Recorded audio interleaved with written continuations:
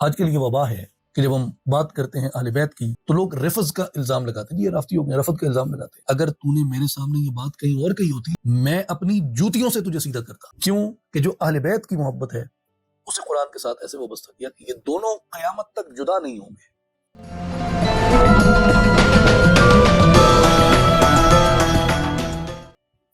امام احمد ابن حنبل رضی اللہ تعالیٰ عنہ نے حدیث مبارک بیان کی ہے حضرت ابو سعید الخدری رضی اللہ تعالیٰ عنہ سے۔ حضور نے فرمایا، یہ میں وضاحت کر رہا ہوں کہ جو اللہ کی رسی ہے وہ رسی کیا ہے۔ اللہ کی رسی پہ ویسے مفسرین نے بھی مختلف اقوال لکھے ہیں۔ دین کو من جملہ اللہ کی رسی کہا گیا ہے کہ دین من جملہ اللہ کی رسی ہے۔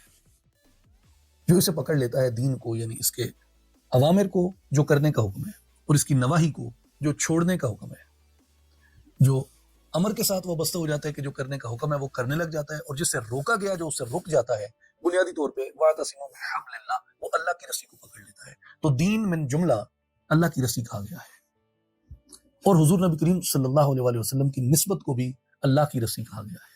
حضور سے جڑ جانا اللہ کی رسی کو پکڑ لینا ہے۔ اور مگر اس حدیث مبارک میں قرآن مجید کو اللہ کی رسی کہا گیا ہے۔ حضور نے فرمایا، انی تارک فیکم الثقلین احدہما اکبر من الآخر، بے شک میں تم میں دو بہت مضبوط چیزیں چھوڑے جا رہا ہوں، ان میں سے ایک دوسری سے بڑی ہے، ایک دوسری سے بڑی ہے۔ ایک فرمایا کتاب اللہ حبل ممدود من السماء الى الارض، اللہ کی کتاب جو ایک رسی ہے زمین اور آسمان کے درمیان پھیلی ہوئی ہے۔ وعطرتی اہل بیتی، اور میری عطرت میرے اہل بیت۔ وَإِنَّهُمَا لَن يَفْتَرِقَا حَتَّى يَرِدَا عَلَيَّ الْحَوْض، اور یہ دونوں یعنی قرآن اور میرے اہل بیت یہ کبھی ایک دوسرے سے جدا نہیں ہوں گے یہاں تک کہ یہ حوض پہ آ کے مجھ سے ملیں گے، حوض پہ آ کے مجھ سے ملیں گے۔ کون کون؟ قرآن اور اہل بیت۔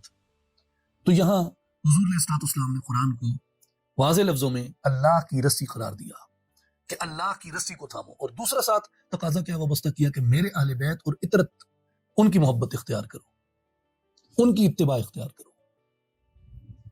کیوں کہ جو اہل بیت کی محبت ہے اسے قرآن کے ساتھ ایسے وابستہ کیا کہ یہ دونوں قیامت تک جدا نہیں ہوں گے۔ تو قرآن کو پکڑنا، اللہ کی رسی کو پکڑنا ہے، اور محبت اہل بیت ترک کر کے قرآن پکڑنا، تو نتیجہ سامنے ہے، نتیجہ واضح ہے۔ اس کا مطلب ہے کہ حبل کو نہیں تھاما گیا، رسی کو نہیں تھاما گیا۔ حضرت امام جعفر الصادق رضی اللہ تعالیٰ عنہ کا ایک قول ہے جسے امام ابو اسحاق الثعلبی الشافعی الاشعری رحمہ اللہ نے بیان کیا، جو شافعی روایت کے عظیم مفسرین میں ثعلبی شمار کی جاتے ہیں۔ الکشف والبیان ان کی مشہور تفسیر ہے، اس میں کہ حضرت جعفر الصادق رضی اللہ تعالیٰ عنہ نے فرمایا، نحن حبل اللہ الذی قال اللہ واعتصموا بحبل اللہ جميعا ولا تفرقوا، کہ ہم اہل بیت اللہ کی رسی ہیں جس کے لیے یہ فرمایا گیا کہ اللہ کی رسی کو مضبوطی سے تھام لو اور تفرقے میں نہ پڑو۔ آج کل یہ وبا ہے کہ جب ہم بات کرتے ہیں اہل بیت کی تو لوگ رفض کا الزام لگاتے ہیں، یہ رافضی ہو گئے، رفض کا الزام لگاتے ہیں کہ یہ تشیع ہے۔ یہ بات امام ذہبی رحمہ اللہ نے بڑی خوبصورت کی سیر اعلام النبلاء میں انہوں نے بیان کیا کہ اہل السنہ کے ایک بہت عظیم محدث ہیں جن کا اسم مبارک ہے حفص ابن غیاث۔ حفص ابن غیاث، حفص ابن غیاث کے سامنے کسی شخص نے یہ بات کی کہ امام جعفر صادق رضی اللہ تعالیٰ عنہ کے بارے میں کہ ان سے حدیث نہیں لینی چاہیے، حدیث کی روایت میں سند میں محدث سے حدیث لینا، اس کے اوپر انہوں نے بات کی کہ جی ان سے حدیث نہیں لینی چاہیے۔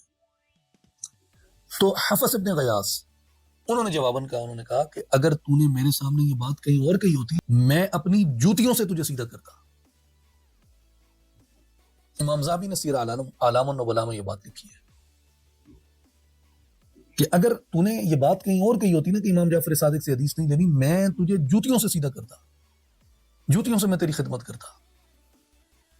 تو مراد کیا ہے؟ مراد یہ ہے کہ جو ان لوگوں کے، ان شخصیات کے بارے میں اس طرح کا وہم پھیلاتے ہیں، بنیادی طور پہ وہ خود ایک ناسبیت زدہ، ایک نفرت زدہ ذہنیت ہے، جن کو نہ دین کا پتہ ہے نہ تاریخ کا پتہ ہے، نہ رسول صلی اللہ علیہ وآلہ وسلم کی ذات اقدس کا پتہ ہے، اور نہ یہ پتہ ہے کہ یہ اہمیت کیا ہے اس بات کی کہ حضور نبی کریم صلی اللہ علیہ وآلہ وسلم نے اتنے احکامات اپنے اہل بیت کی محبت کے بارے میں فرمائے، تو کیا وہ سلسلہ جو ہے وہ حسن و حسین کے ساتھ منقطع ہو گیا؟ اور یہ جو ناسبی ہیں یہ تو وہ لوگ ہیں جو امام حسن سے بغض رکھتے ہیں، امام حسین سے بغض رکھتے ہیں، امام جعفر صادق تو بہت بعد میں آئے۔ تو بھائی بات یہ ہے کہ جو حب اہل بیت ہے یہ قرآن نے سکھائی ہے اور یہ نبی صلی اللہ علیہ وآلہ وسلم نے سکھائی ہے، اور ان سے محبت کی جو تلقین اور تاکید ہے وہ ہمارے ائمہ کرام نے، جیسے امام احمد ابن حنبل رضی اللہ تعالیٰ عنہ کی مسند میں اور فضائل صحابہ میں بھی، دونوں کتابوں میں امام احمد نے اس حدیث کو روایت کیا، اور امام الثعلبی رحمہ اللہ نے امام جعفر صادق کا قول نقل کیا، عظیم امام تفسیر کے شافعیوں میں سے، اور امام ذہبی جو حدیث کے عظیم امام ہیں، اسماء الرجال کی سند سمجھے جاتے ہیں، ان کا حوالہ ہی کافی ہوتا ہے، امام ذہبی رحمہ اللہ نے اس بات پہ امفسس کیا۔ تو ان واقعات کو، ان روایات کو جب یہ لوگ لے کے آتے ہیں تو اس کا کیا مطلب ہوتا ہے؟ اس کا مطلب یہ ہوتا ہے کہ آنکھوں کو دھندلا نہ کرو، ناحق کی پیروی نہ کرو، تعصبات کی، نفرتوں کی اور نفرتوں کے تاجروں کی پیروی نہ کرو، اہل حق کے ساتھ کھڑے ہو جاؤ۔ اور اہل حق کون ہیں؟ امام ذہبی، امام ثعلبی، احمد ابن حنبل رضی اللہ تعالیٰ عنہ، حفص ابن غیاث رحمۃ اللہ تعالیٰ علیہ۔ یہ کون لوگ ہیں؟ یہ وہ اہل حق کے نمائندہ ہیں جنہوں نے دین کو سمجھا اور ہمارے سینوں میں آسن طریقے سے اتارا۔